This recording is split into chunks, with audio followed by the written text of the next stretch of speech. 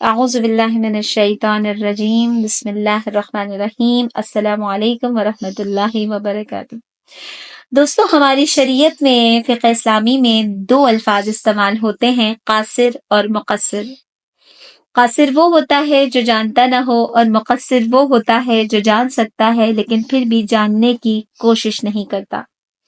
اسی لیے آپ دیکھیے دین اسلام میں بعض احکام ایسے ہیں کہ جہاں پر قاصر قابل عفو ہیں لیکن مقصر قابل عفو نہیں ہیں۔ دوستو، اگر کوئی شخص حکم شرعی دریافت کر سکتا ہے اور دریافت نہیں کرتا، وہ مقصر ہے، قاصر نہیں ہے۔ اسی کے برعکس ایک شخص ہے جو حکم شرعی دریافت کر ہی نہیں سکتا، وہ قاصر ہے۔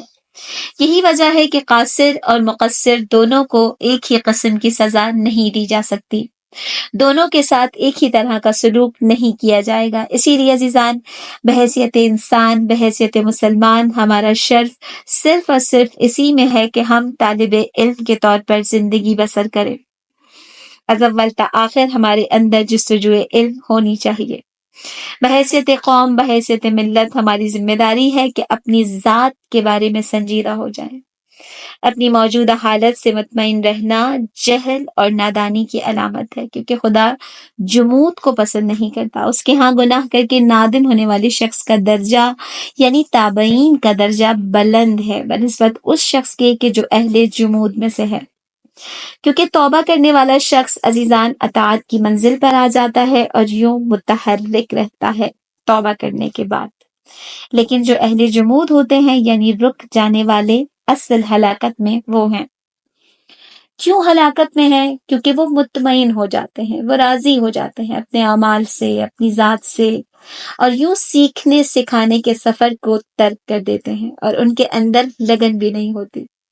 وہ بڑے مطمئن ہوتے ہیں کہ ہم جیسے بھی ہیں، ہاں ہم بالکل ویسے ہی ٹھیک ہے۔ عزیزان، یہ جملہ بڑا خطرناک ثابت ہوتا ہے انسان کی زندگی میں۔ زندگی کا ہر موڑ ہر اہل عقل کو، ہر عبرت حاصل کرنے والے کو، ہر اہل تفکر کو کچھ سکھا رہا ہوتا ہے میرے عزیز۔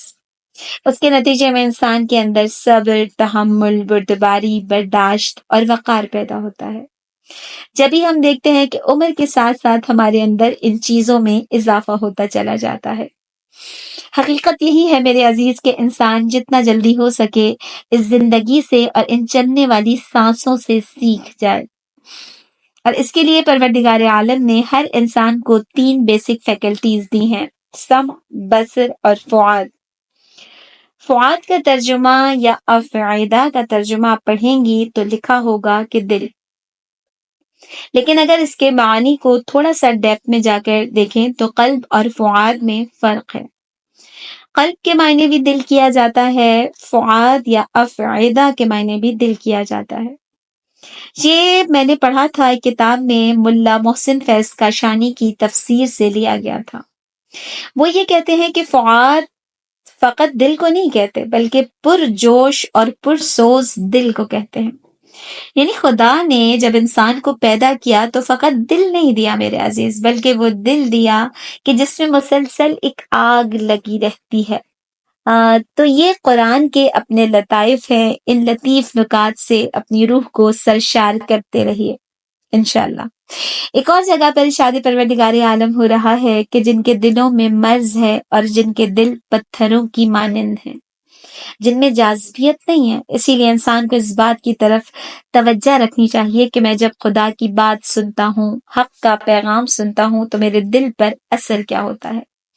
یعنی میرا دل اس پتھر کی مانند تو نہیں ہے کہ جس پر پانی کا قطرہ پڑتا ہے اور پھسل کر نیچے گر جاتا ہے، یا میرا دل اس زرخیز زمین کی مانند ہے کہ جس پر جو قطرہ برستا ہے وہ زمین اس کو جذب کر لیتی ہے اور جذب کرنے کے بعد اس میں سے فصل اگاتی ہے۔ آخر میں دعا ہے پروردگار عالم سے کہ ہمیں ان لوگوں میں سے قرار دے جو نیت کرتے ہیں تو پھر عمل کرتے ہیں، ہمیں سست اور بدبخت لوگوں میں سے قرار نہ دے، اور نہ ان لوگوں میں سے قرار دے جو بے عملی پر تکیہ کیے بیٹھے ہیں۔